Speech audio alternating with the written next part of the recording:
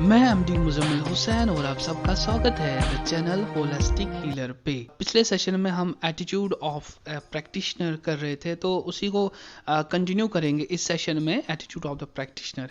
और पिछले सेशन में आपको याद ही होगा कि हमने एक तो बिहेवियर और पोस्चर के बारे में डिस्कस किया और ह्यूमैनिटी और सोशलिटी कैसे डेवलप हो हमारे अंदर, ठीक है ना। तो उसी को कंटिन्यू करेंगे इस सेशन में।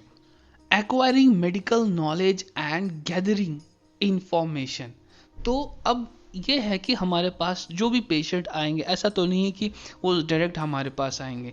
पहले पहले क्या है कि वो एक मेडिकल जो फिजिशियंस होते हैं वहाँ पर भी जा सकते हैं, वो न्यूरोलॉजिस्ट के पास भी जा सकते हैं। इट मीन्स कि हमें बहुत सारे जो पैथोलॉजिकल कंडीशंस होती है, पिछले सेशन में भी हमने डिस्कस किया था, तो वो कंडीशंस हमें पता होनी चाहिए। और मेडिकल जो फील्ड है वो हर दिन हर घड़ी आगे बढ़ता रहता है और चेंज होता रहता है। जो टेक्निक्स हर दिन आती रहती है ना, नई नई टेक्निक्स, तो हमें उसके लिए अप टू डेट होना चाहिए। सब चीज़ें आपको पता होनी चाहिए और धीरे धीरे करके आप अपडेट होते रहिए। हर दिन नई नई जानकारियाँ, नए नए आर्टिकल्स मेडिकल फील्ड में जो चीज़ें हो रही है वो आप सुनते रहिए और एक्सप्लोर करते रहिए। तो चलते हैं इस सेशन की तरफ।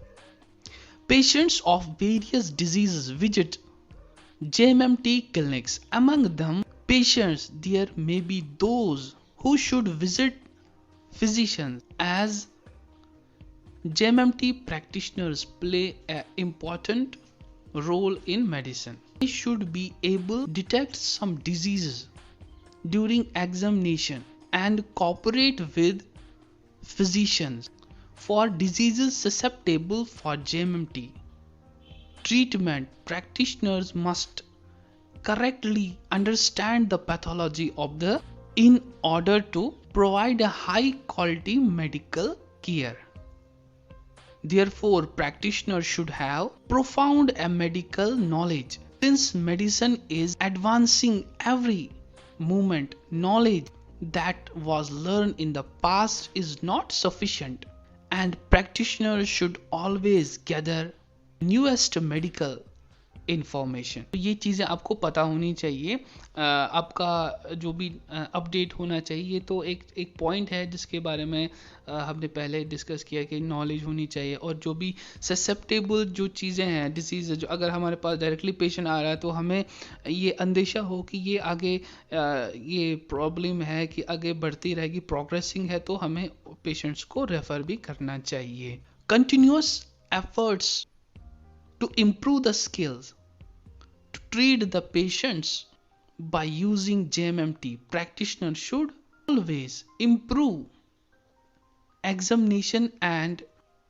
treatment skills, as palpation is important rule for examining patients. It is essential to the practitioner always aim at improving their palpation skills. To treat the patients, the practitioner should always be able to use smoothly techniques, a shortcut to practice repeatedly, because treatment methods different on the physique sensibility of the patient. Practitioners should therapy as many as possible and practice their skill.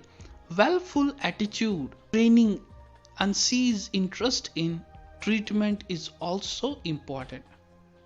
Practitioners should never forget untiring the efforts needed to improve the skills. तो ये जो session था ये practitioners के attitude में ही था। बहुत ही अच्छी अच्छी जानकारियाँ थी इस सेशन में। उम्मीद है आप समझ गए होंगे कि प्रैक्टिशनर्स को एक तो नॉलेज होनी चाहिए, है ना, थ्योरेटिकल नॉलेज और प्रैक्टिकल नॉलेज, और जो हम पैल्पेशन स्किल्स हैं हमारे पास, हमें वो बहुत ही अच्छी तरह से एक प्रोफेशनली आपको आनी चाहिए, और जिस हिसाब से आप पैल्पेशन करेंगे ऐसा ऐसा नहीं होना चाहिए कि अनकंफर्टेबल पेशेंट को फील हो, ठीक है ना। और ये कैसे आएगा, ये प्रैक्टिस से ही आएगा, जब आप बार बार, चाहे आप अपने क्लासमेट्स के साथ प्रैक्टिस करें, चाहे आप अपने घर पे अपने रिलेटिव्स के साथ प्रैक्टिस करें, लेकिन लगातार करना चाहिए, तभी ये स्किल आपके अंदर आ सकता है। तो बस इस सेशन में इतना ही, दीजिए मुझे इजाज़त। Take care, good bye.